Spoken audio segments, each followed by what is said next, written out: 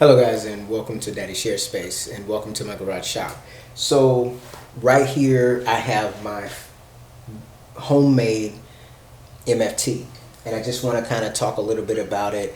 I made it probably maybe a couple years ago, and I just want to go over some of the things that I like about it and some of the things that I'm a little on the fence about and what I may do in the future. So first and foremost, just giving you the statistics. My MFT is a 4 foot by 8 foot MFT. And being a 4 foot by 8 foot MFT, what I have found is that it is really nice for being able to offload materials from my truck, being that it is on caster wheels. Now, the one thing that I've come to realize with using this particular MFT, even though I can use it to move material around, meaning a 4 foot by 8 foot piece of material, I realized that in theory, it does not do what I thought it would do. And to kind of explain, right here I have my quad dog hinge system, and you can see it attached on both sides here. This is the rail side, and then over there is the actual side where you would cut from. So you would cut from that side to here. Now, what I realize is because this is exactly 4 foot by 8 foot, if I put a piece of 4 foot by 8 foot material on here, it doesn't sit flush because of the benchdogs.co.uk rail hinge system. So it's going to be basically lifted up off of the work by this amount. Now, that's not a deal breaker. However, I find sometimes, like if I want to, let's say, rip down a full 4 foot by 8 foot piece of material, the whole tabletop is covered. Now I can throw a piece of the foam board across here, and I do have a 4 foot by 8 foot piece of foam board to do that with. However, what I realize is it's a little bit more clunky to switch from, let's say, rip cutting to cross cutting. Now, even though it's doable in this shop, I was looking for a more seamless transition, and it seems to me that having a dedicated ripping station and then a dedicated cross-cutting station would be a little bit more efficient than basically me having to pull out a piece of 4 foot by 8 foot insulation to put over the top of this just to do my rip cuts, and then having to remove it and put it in another area in the shop in order to come back and do cross cuts on the MFT. Now, something that I thought this table would do, I thought it would solve all my problems. I thought it would take care of my rip cuts, which it can if I add the actual foam, or if I put like some sacrificial pieces of wood on top of here. But all of these things also have to be stored, mind you. If I'm working with a full 4 foot by 8 foot sheet of plywood, you don't really have the full capacity because the fence actually is part of the 4 foot by 8 foot bench. As a result of it being a part of the 4 foot by 8 foot bench, what you run into is you have limited capacity between the hinge on each side. You're also going to have, so that's gonna affect your cross cut. And then as far as your length of cut, I've come to realize if you're managing a full 4 foot by 8 foot piece, you have to consider that with the cut station being here, you don't have a lot of outfeed to cut off your work. So it's okay if you're trimming, and just using this tape measure here, this is in metric. So from the edge of my table to this end, or to the cut line, is about 19 centimeters or 190 mils. So that's not a lot of outfeed. Now, clearly I can add some extra outfeed to this other side, or what I've been doing in the past is either using my Festool MFT or using my table saw stand, and I will butt it up here to give me extra outfeed. Now, that's doable in some instances, but I found it to be quite clunky because I have to move and shift things around.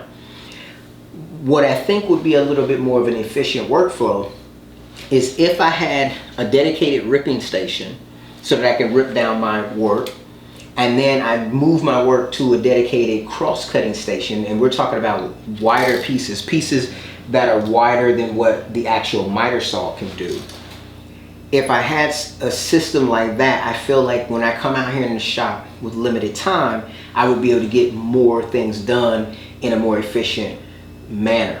So the end goal is to actually be able to complete projects. That's, one of the reasons why I've acquired all my tools and why I've kind of built out my shop in this way.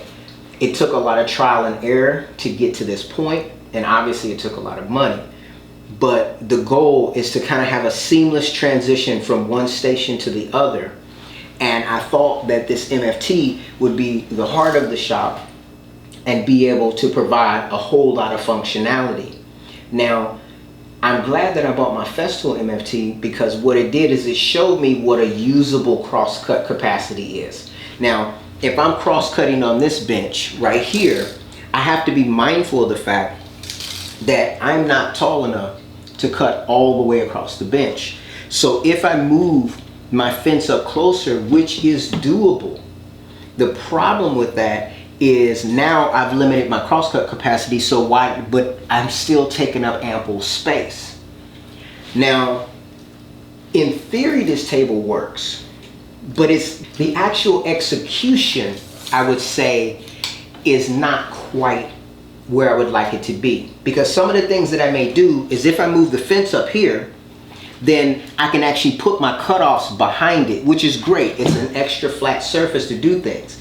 But then when I want to say convert to cutting something wider, now I have to go through the process of moving all of that material and moving the fence backwards and forwards. And when you don't have as much time in the shop, all the time that you spend out here is very valuable. So if you have a very efficient way to do things where you don't have a whole lot of overlap, that's going to work best. Now, efficiency and proficiency come with time, with experience. And I'm simply expressing my experience in my shop with the table that I built. So it's very useful at unloading material. It does not keep my work completely flush because of this actual quad hinge system. Now, I've been thinking about just making a line around here and using my router to make this flush with the table, and that will solve the flush issue. I do kind of want to get away from the 4 foot by 8 foot foam because, number one, it's an eyesore in the shop. And when I'm trying to do videos like this, I'm always trying to figure out where to place it out of the way. And then also, it takes up more space than I would like it to take up. And other than when I'm ripping down sheets, it really doesn't serve much purpose. I built an MFT 4 foot by 8 foot because I didn't want to be on the ground cutting things, because you can pull out the foam and cut things on the floor. I felt like a big station like this would be a lot easier to work with, a lot more efficient.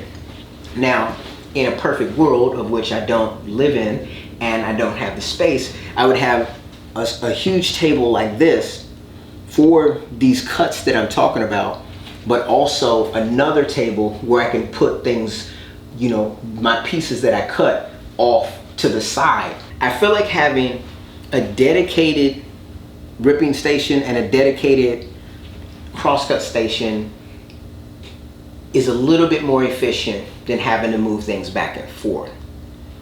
And I'm thinking the reason why, at least the experience that I've had, is, as I said, not a lot of outfeed for a full sheet, so that kind of defeats the purpose of having that long of a length.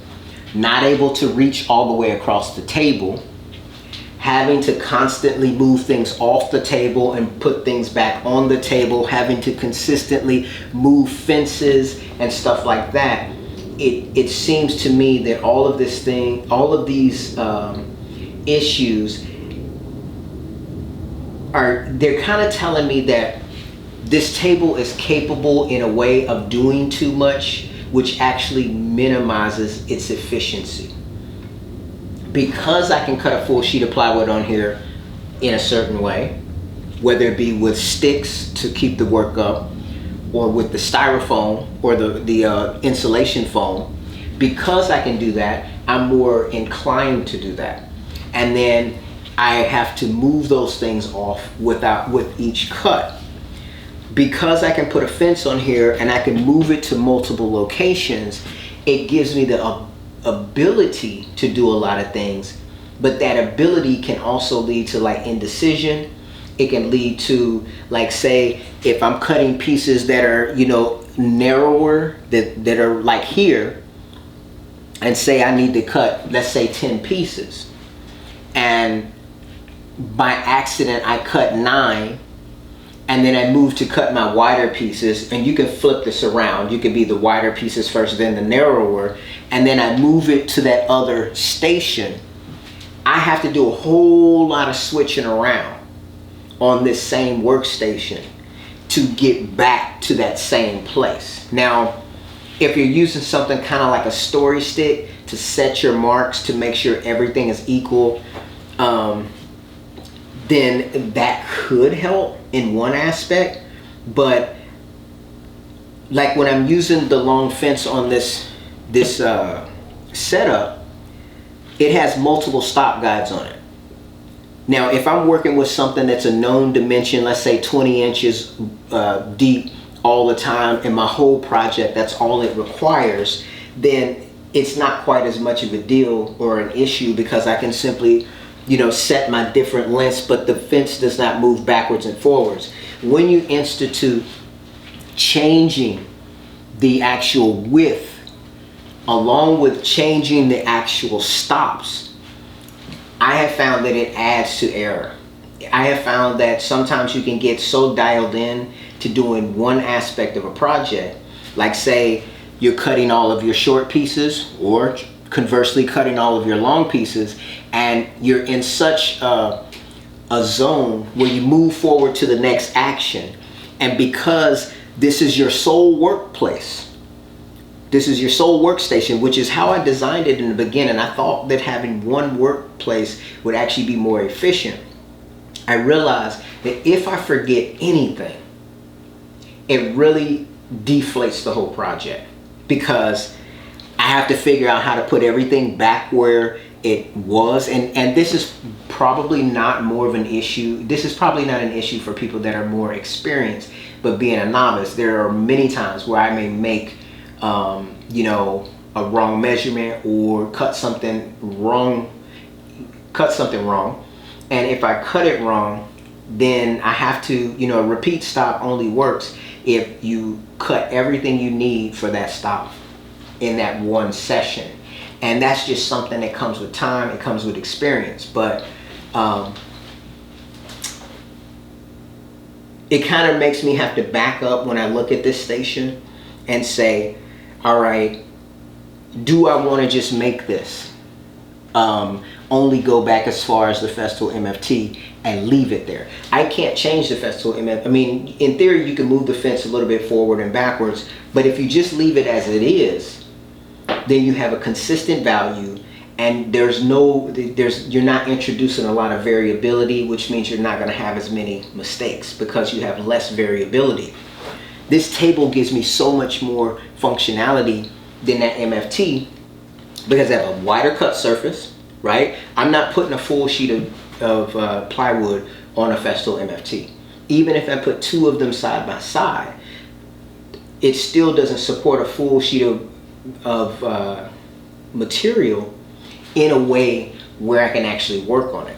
I can actually work on a full sheet on here, but I've also found it's advantageous to do that, but then I find that I need even more space, if that makes sense. I don't understand why it works like that, but it makes you feel like you need more space, because it's almost as if you had a big room and you fill it up with things, and then all of a sudden the room now seems small, so you feel like you need an even bigger room. I feel like I need to kind of change my mindset and figure out how to work more within some constraints. And when I think like that, it's bringing me up to possibly doing away with this MFT setup and going to a more dedicated setup where I could potentially use a second MFT, which means my cross-cutting capacity. I would no longer be able to cut a full sheet a 4 foot by 8 foot sheet across, I would have a decent length. If you put two Festool MFTs together, I would have the rail on both fences, which would give me, you know, a longer cut capacity, similar to this, but not quite 4 foot by 8 foot. You could actually add one of those extension tables, like a the workstation that has the shorter table, and it also has the ability to have the drawer and such on it. If you went down that pathway, and this is just from my personal experience, I'm not saying that this is the best way, but I'm just thinking this, I'm thinking out loud. If I took, say, let's say starting down here, I take two MFTs and place them here, and then I do the mobile workstation on the end, which is not quite as deep. What would that give me the ability to do? Or take the mobile workstation actually and put it on the far end, then have my first MFT, then have my second MFT. What that would give me the ability to do is the mobile workstation, I could actually store the track saw underneath on that mobile workstation. The mobile workstation would also give me the ability to slide my work to the right if I needed to make a cutoff on that direction. So that would be actually going towards, that would be on this side. So that, just imagine that the cut station is over here. The main cut station is here. The mobile workstation is here. The second MFT is here. You've got a rail. Let me get my fence so you can see what I mean. All right, so you'd have a fence similar to this, right? And I'm putting this on here, you know, backwards purposefully, so you can kind of visualize what I'm actually considering here.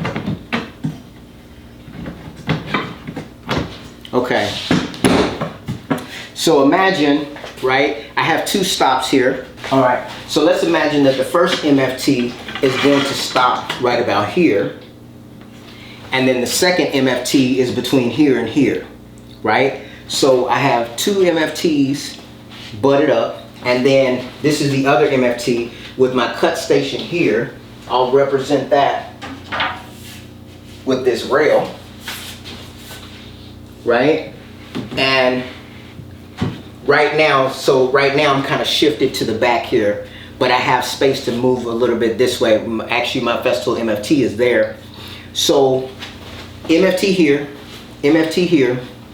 On the end you have the mobile station, which is going to be a thinner piece that goes out this way, that actually has the ability to have the storage underneath, so that when I make a cut, I can actually put my saw down there on that shelf or on that tray if I wanted to store it after I make my cut.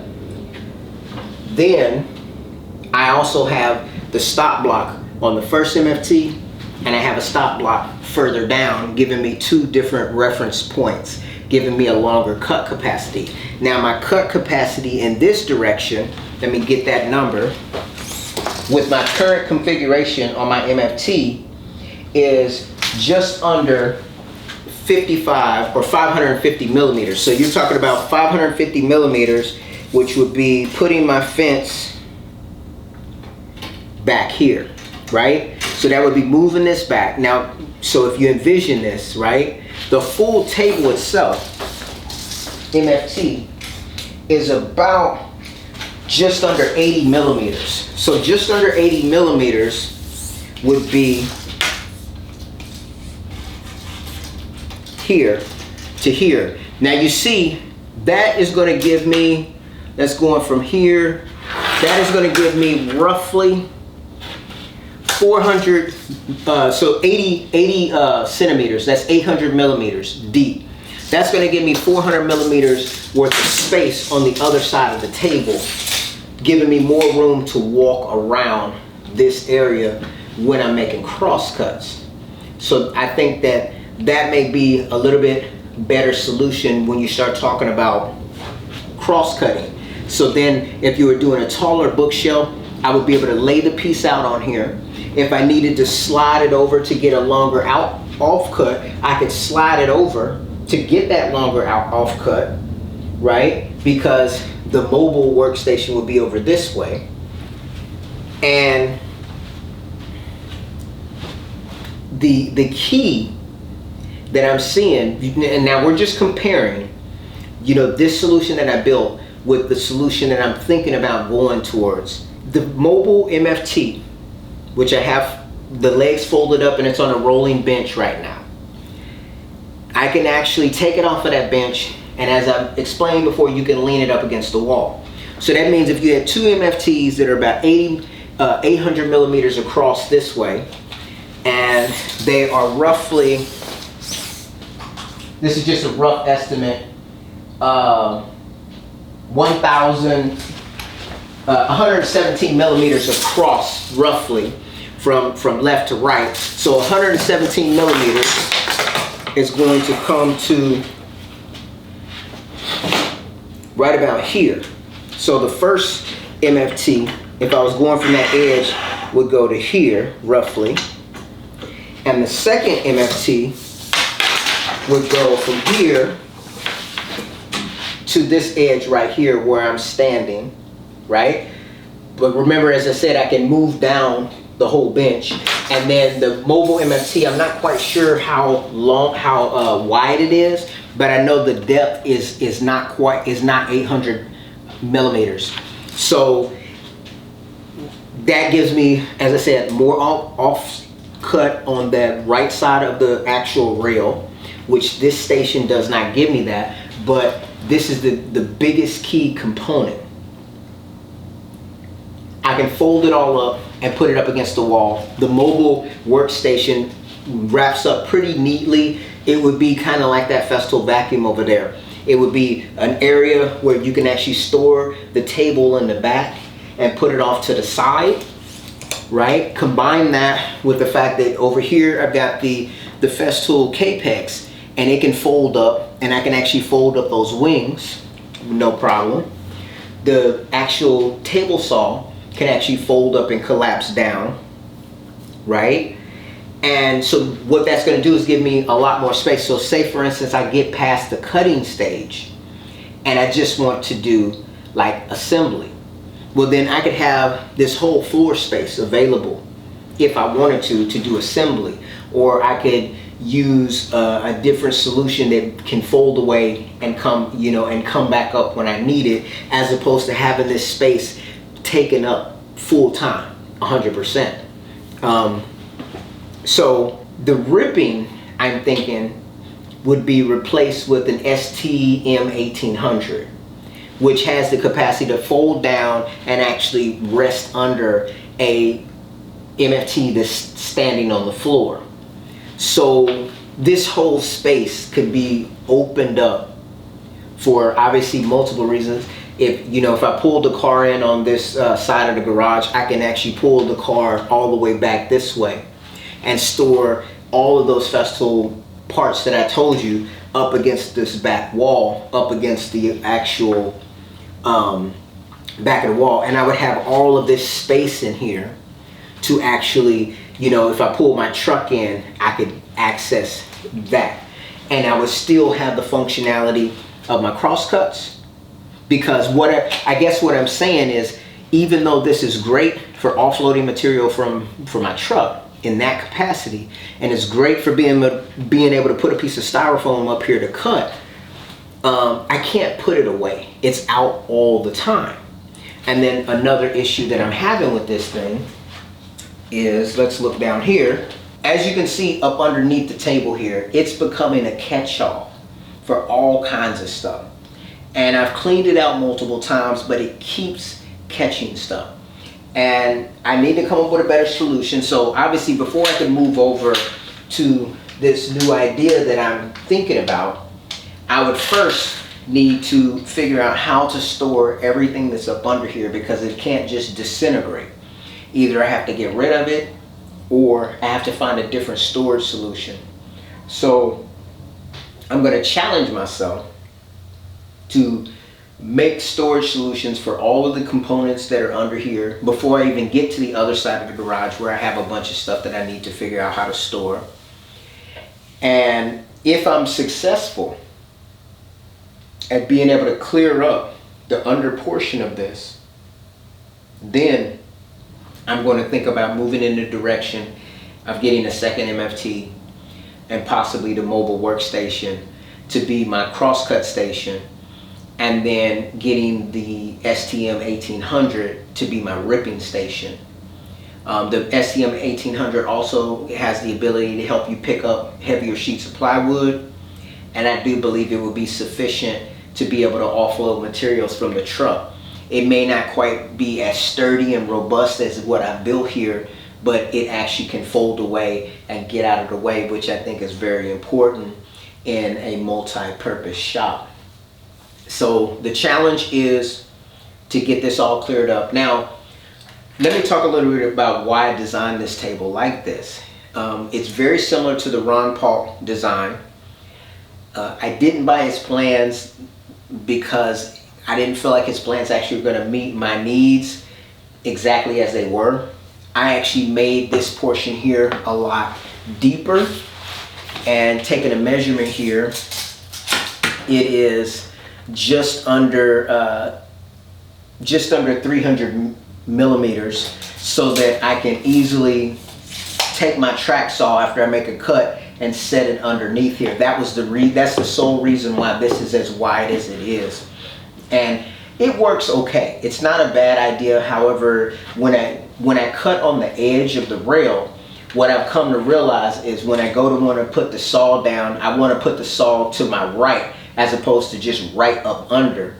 And so since I only have the 190 mil to the right side of the blade or the cut station, I kind of want to go in that. It feels more natural to put it in over there on that side. So I have considered actually adding an extension to the MFT, to this current MFT, to provide that functionality.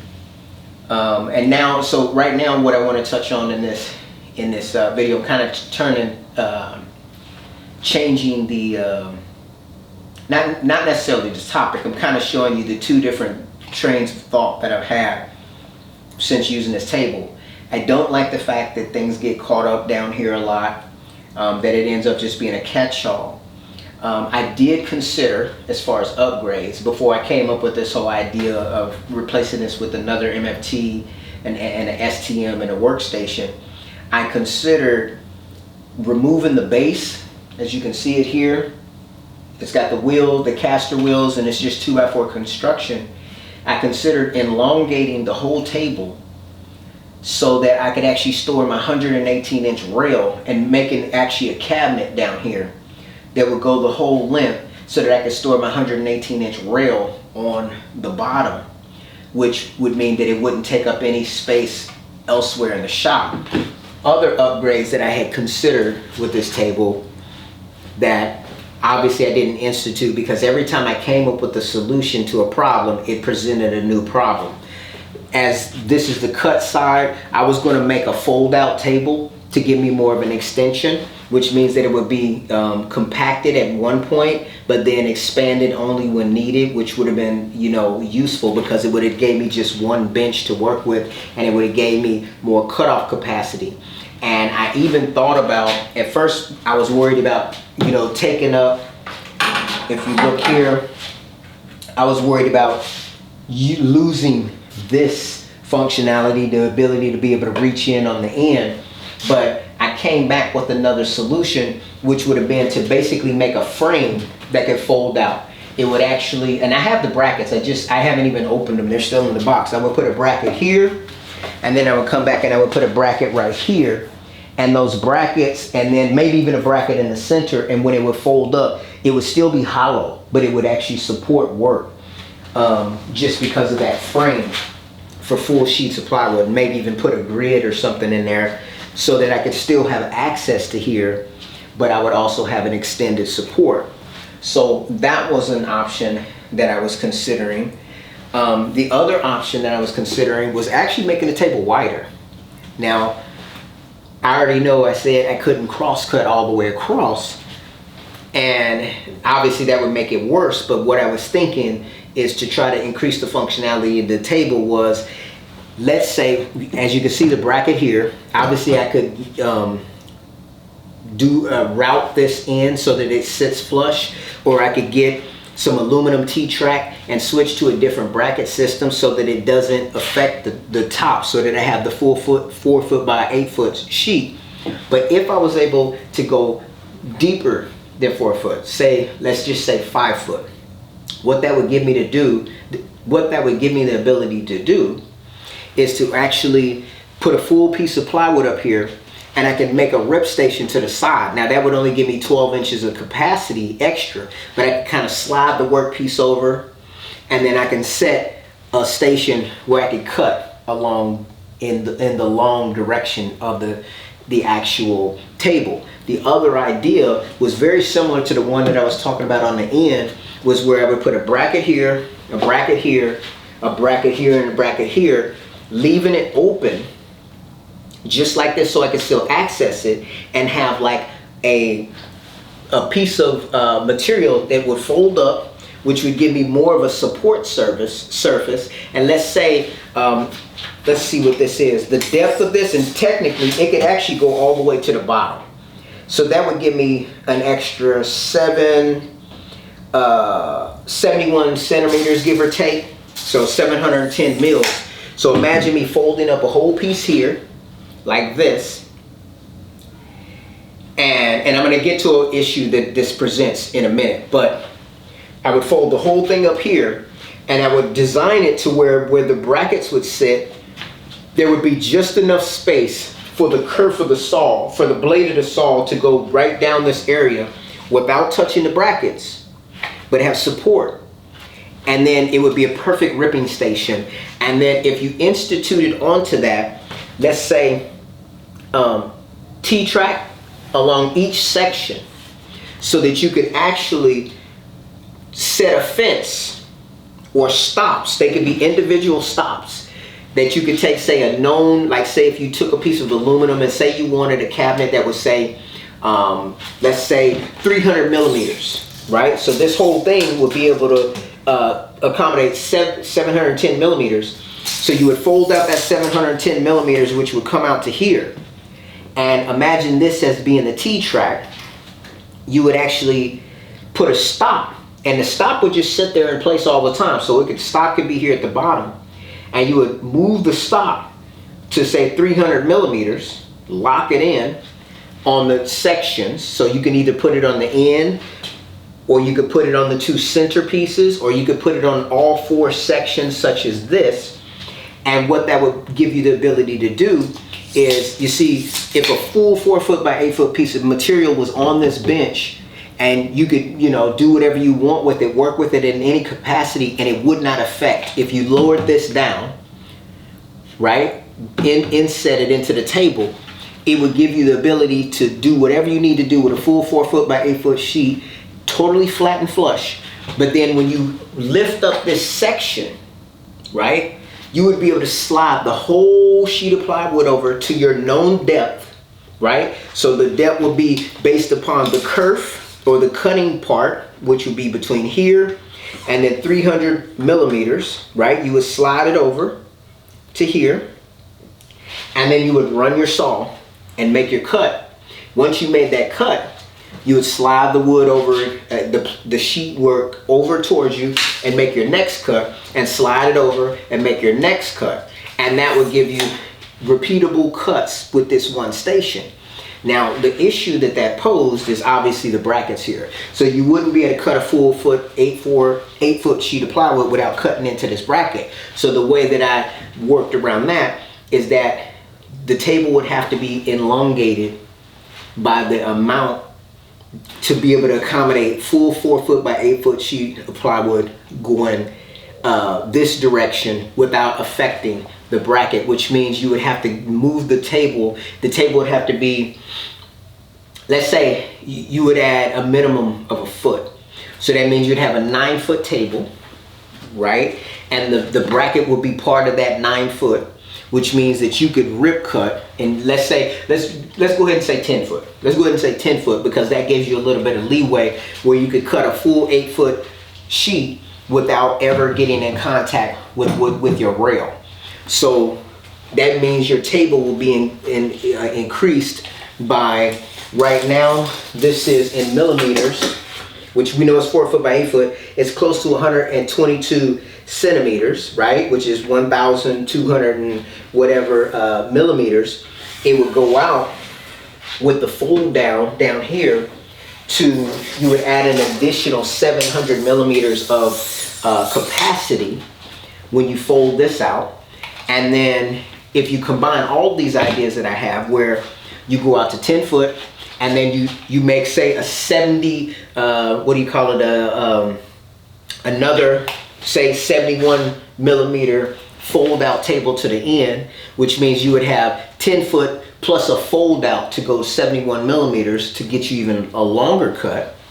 And then, so you would be able to do rip cuts of a full 4 foot by 8 foot sheet of plywood on one bench. And then you would also have outfeed to be able to cut on the, when you're doing your cross cuts. You would be able to easily manage a full 4 foot by 8 foot piece of work on the bench. You would have repeatable stops in the ripping fashion. You would have repeatable stops in the cross-cutting fashion. And then I was even thinking about, okay, well, could you possibly somehow put a miter station? I mean, forgive me. No, I misspoke. Could you somehow build a router table into the setup as well? I haven't got that far yet, but I was thinking about it, just like if you added extension and actually made it a router table, so that you had the one space. Now, if I had a bigger shop, I would actually consider making something like that, because I think it would be interesting. It would be bulky and difficult to work with in a lot of capacities, because if you make this table wider, well, you could leave it what it is now and then fold out the extension to get your left and right, and the bracket would have to be down on the other 2 feet of the 10 foot, because you can't move it unless, of course, you went with a like an aluminum extrusion type of apparatus on the side, and then you could actually have the type of like a dashboard hinge that would slide into the aluminum extension, which you could take off, which I don't think is quite as efficient as if you could actually leave your hinge, your rail system on the table at all times. So I just think it's a pretty interesting, these are things that I think about all the time, but I haven't got around to actually trying to build a mock-up, simply because I'm managing other things. But then also, sometimes I shoot my own idea down, because I think that table will be way too unwieldy. And I think that even though I think it'd be an interesting and creative idea to attempt, how is it going to help me to accomplish other things? I mean, it's going to be in the way when I need to work on a car, versus the solution that I talked about earlier, which is for me to actually use the MFTs and maybe the mobile workstation to be my crosscut. Yes, it's limiting in one aspect, and the STM 1800, but it's more flexible. That's a lot more flexible of a situation. As you can see here with this particular miter station that I upgraded to, it's going to give me the ability to get those repeatable cuts on the miter station, and getting the 120 saw which I have right here, is going to give me the greater cut capacity, closer to the 12 inch miter saw that I have. And like, to me, I think that's a better solution than me going and say getting 2 DeWalt saws, because of the way that the actual miter station works out. I just think that the solution that Festool made with that miter station, with it being able to be compacted and folded up and put away, is just going to be a better solution for my shop. Of course, as I keep saying, it's going to be a very expensive solution, but I think that combined with, and I've been looking at the sustainer drawers that they have, that I think they're plastic, but you can put your trays in there, and so you could just build a cabinet around that and put that in. It's like $255 for 5. So that's pretty pricey, versus building your own. You have to determine how much the drawer slides would be. You need 12-inch full extensions, or the idea I had, which I don't think is a very good solution, but I'm thinking about building a mock-up of it, would be if you take a sustainer, say like this, and you wanted to get away with, with not having a drawer slides, which are more expensive, and say you just put a piece of plywood under the base and have it extend and make wooden slides for it to be able to slide in and out. Well, in order for you to be able to pull the drawer out and open it full extension to get what you want out, what you would have to do is that plate underneath would actually have to extend past the back to some degree. And it would have to be in such a way to where there would be some kind of material back here that would make it to where if this was heavy, and say I'm pulling this out, right? It's right there supported. When I pull it out fully so that I can open it all the way, there would have to be enough material of the base still in the cabinet and locked in to where this would not cantilever forward. It would have to stay straight. If you have good heavy duty drawer slides, that's what they do. It'll come out and it's full extension drawer slides, so you don't need any extra depth because they come accordion on top of one another. That's the way drawer slides work. But if you're going to try to do that without drawer slides and you wanted to do it with just wood, and like how I've seen some people make drawers where they just have the piece of plywood underneath and they leave a lip on each side so that they can just use wooden drawer slides, you would have to create a mechanism that would hold that drawer slide down in the back so that it wouldn't tilt. Because in my opinion, this sustainer situation or solution is great, but I think what makes it really outstanding is being able to pull this all the way out to the edge and open it up, take out your tool, close this up, push it all the way back in, use your tool, and come back and put it back. Because being that all of these have are built for the individual, or they're designed to fit the individual tool that comes with it, that means that every tool has a place, every tool can stay clean and neat. But like this solution that I have back here, this is not adequate. It's a temporary thing. But if I want to get down here to this Domino 700, I have to take all of these off. If I want to get down here to this KB or this track saw down here, I got to take all this off. That is taking up too much time for me in the shop. It's making me very inefficient and ineffective, and I have to come up with a solution for that. So I have to decide, do I want to spend the money on the drawer slides? Which means that that's going to be more money. I think it's very easy. I've seen many people make those the little parts that go on the bottom, the little I don't know, what would it be, like maybe like 3 centimeters up or 30 millimeters up, just to keep a lip in here so that you can get these out and pull them out, take your tool out and use it and leave the sustainer in place. Because so many times, like when I'm making videos or when I'm working with stuff, I'll pull a bunch of tools out and then they end up laying everywhere, and it decreases efficiency and effectiveness. I want to have a situation where if I want the jigsaw, I can come over here, I can look, oh, the jigsaw's here. Now, let me just turn it around. Let's act like this is the jigsaw.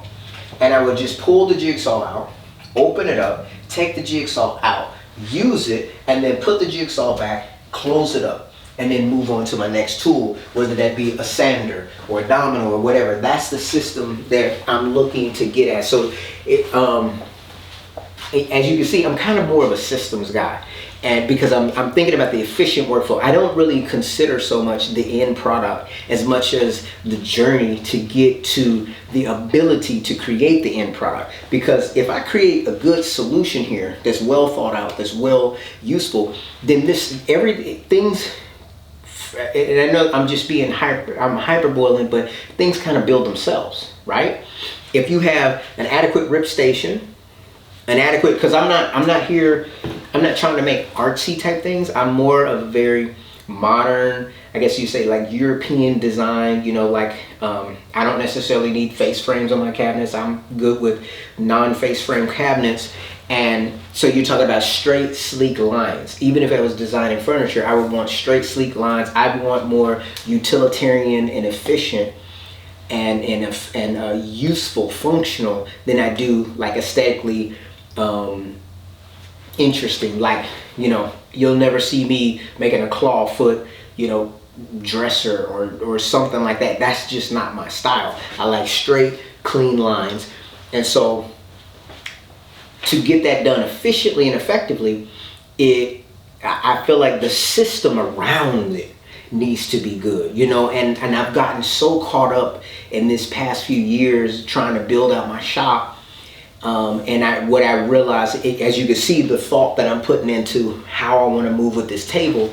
That's why when I was buying other brands of tools, and I'm like, well, I need to build this, and I would need to create this, and I would need to create that other thing. I would need to create so much just to get across, that's not a word, just to get across what I'm actually trying to do. I would really need to sit down and build out a whole, and I wouldn't get very far very fast, which is, in essence what's happened.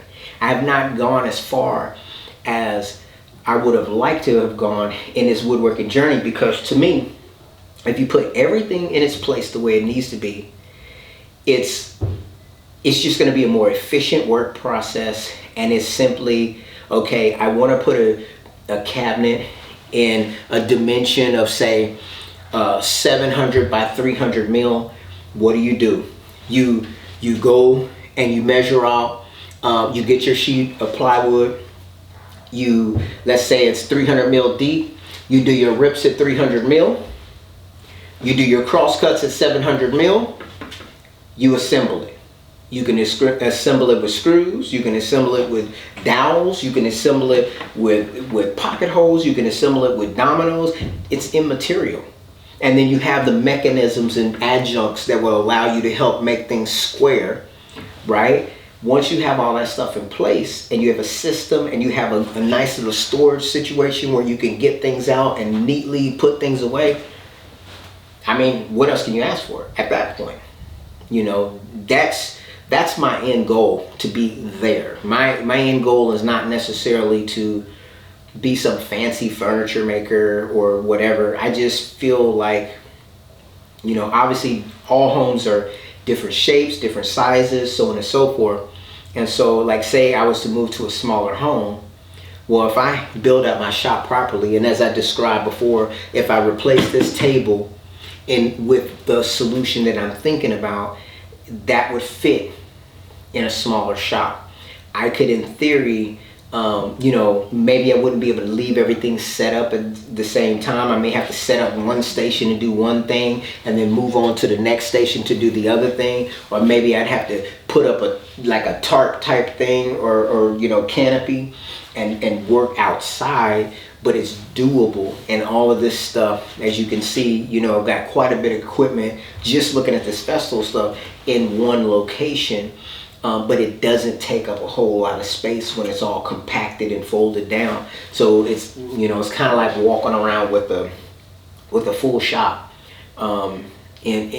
metaphorically in your pocket, versus having, like, say, a big 1,800, 2,000 square foot shop with big, huge tools all about and everything. There's nothing wrong with that, but if you just don't have the financial capacity to do that, this is a nice alternative, because you can still do a lot of other things. You don't have to build a huge shop that's 100% just for woodworking. You can, if you have the money to invest, you can do something like this that I'm trying to build out and get the most out of your exercise, as because this is like a form of exercise of the mind, to be able to build something that you see in your head and get the solution and the results that you're looking for.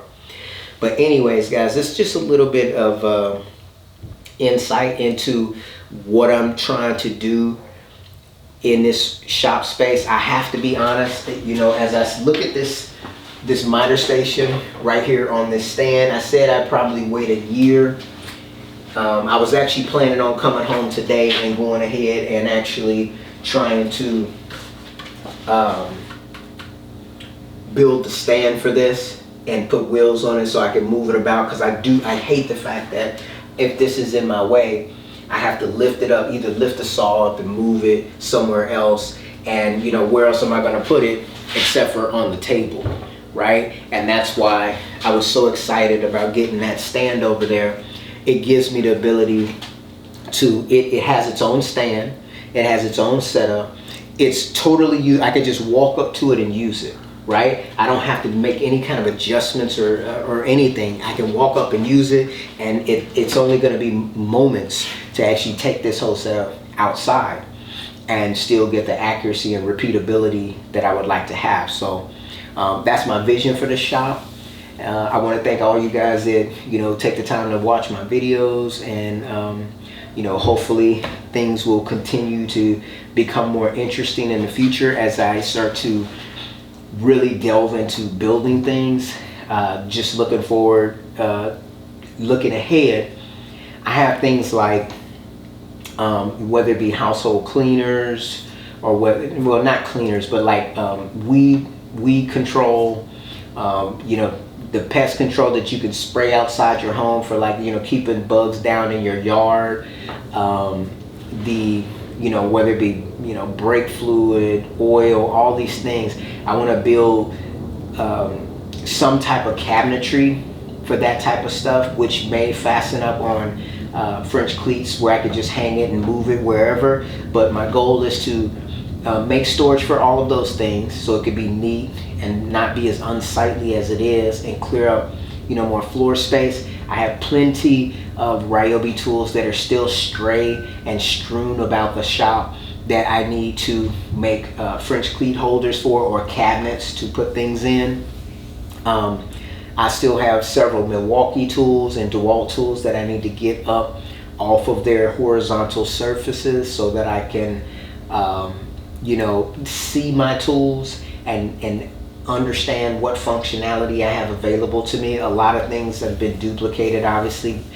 One, because I bought the wrong tool in the first place, or two, because maybe I couldn't find something, or I forgot that I had something because it was buried under something else. So once I get all my tools up in a position where I can easily get to them, where I can effectively utilize them, I feel like that's just like taking off the weights, you know, and I could just fly wherever I want to go.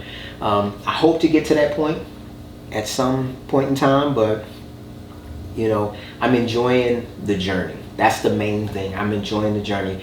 Today I wanted to come out here and cut some wood, but I was log jammed in my mind thinking, should I build this Capex stand?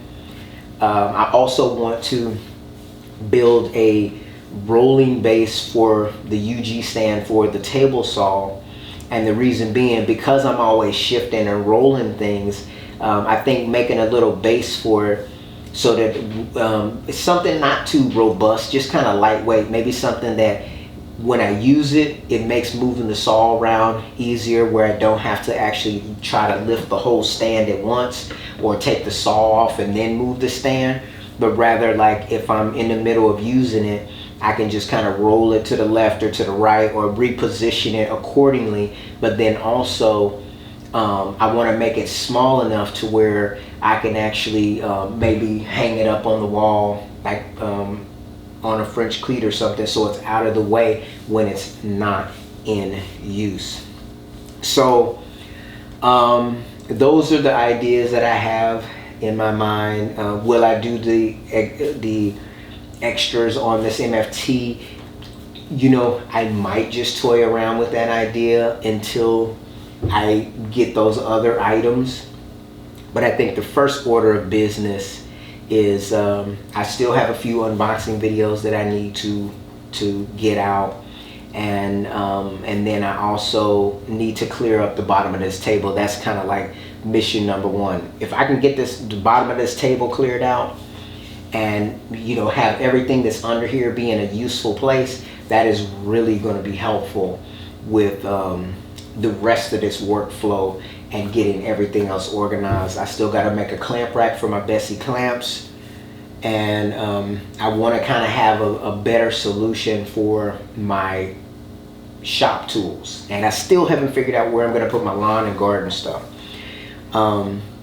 Thinking about building a shed outside to move some of this stuff out here. I have a wall full of offcuts and wood. Most of it's probably trash, but I'm going to utilize it in a lot of these videos coming up, so that, you know, I can obviously get better at my craft.